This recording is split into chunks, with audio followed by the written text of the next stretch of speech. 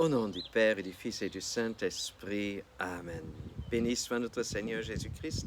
Béni soit la Vierge Marie, la maman de Jésus et aussi notre maman. Chers frères et sœurs, 50 jours après sa résurrection, il y a maintenant l'accomplissement de ce don que Jésus avait promis aux apôtres, donc la venue de l'Esprit Saint.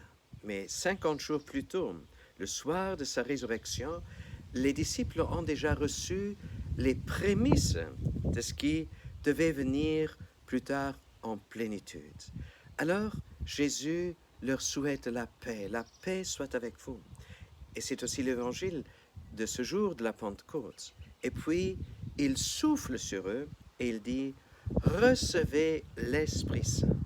Alors, m'intéressait cette parole, recevez. Qu'est-ce que cela veut dire en grec? Hélas, là j'ai fait une découverte pour moi qui est tout à fait étonnante. Et c'est très intéressant. La parole qui est utilisée en grec, vous ne devez pas la retenir, elle dit labete. Labete, ça veut dire recevez. Mais c'est pas assez fort comme traduction. Alors ça veut dire arrachez-vous ce qui vous est présenté presque avec violence. Alors, les quelques rares fois que ce terme labete est utilisé dans le Nouveau Testament, nous le rencontrons 2 fois au procès de Jésus, lorsque Pilate dit aux Juifs et aux pharisiens, aux grands prêtres et à la foule qui revendiquent Jésus pour le tuer, il dit « labete ». Mettez la main donc sur lui, prenez-le, prenez-le vous. 2 fois, Pilate répète ça. Ça, c'est très, très fort. Et puis, il y a quelques autres fois qui sont encore beaucoup plus surprenantes pour moi et qui donnent une lumière spéciale sur ce labete, sur ce recevoir avec force, avec décision. C'est lors de l'institution de la Sainte Eucharistie dans la salle de la dernière scène. Jésus dit, labete, ceci est mon corps, labete, ceci est mon sang, mangez-moi, buvez-moi. Chers frères et sœurs, est-ce qu'il n'y a pas quelque chose de violent dans le manger d'une personne, si nous croyons vraiment que c'est Jésus?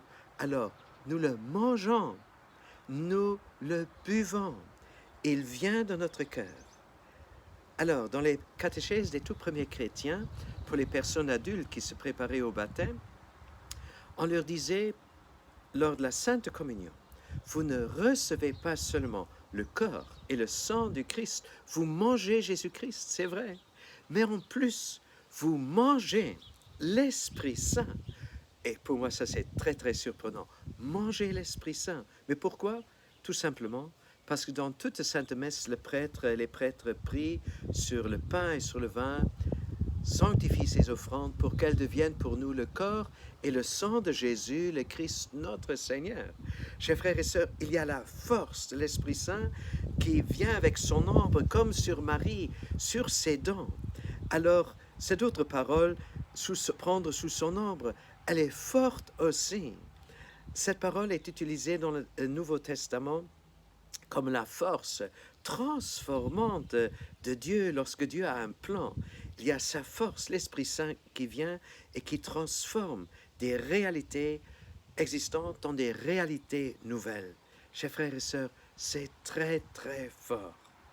Alors, la Pentecôte que nous avons lue dans les Actes des Apôtres, c'est vraiment la plénitude. Et Dieu voudrait donner cette plénitude. Mais souvent, nous ne remarquons pas trop visiblement ou trop audiblement ce que Dieu donne.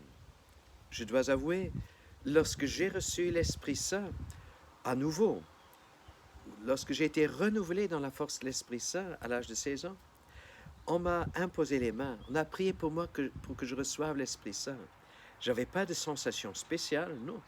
Mais, après quelques semaines, j'ai ressenti et j'ai vu, et plutôt c'est les autres qui ont vu, les fruits de l'Esprit Saint qui m'habitait. Je voyais autour de moi les petits travaux domestiques dans le jardin. Et j'avais vraiment aussi le désir d'aider, de donner des coups de main. Je découvrais la nature, je découvrais les fleurs, j'entendais les chants des oiseaux. Plein de choses que je découvrais. Et plus tard aussi, je découvrais la force et la vérité de la parole de Dieu. Plein de choses. Mais l'Esprit Saint, il travaille avec force, parfois imperceptiblement, mais quand même tout à fait réalistiquement.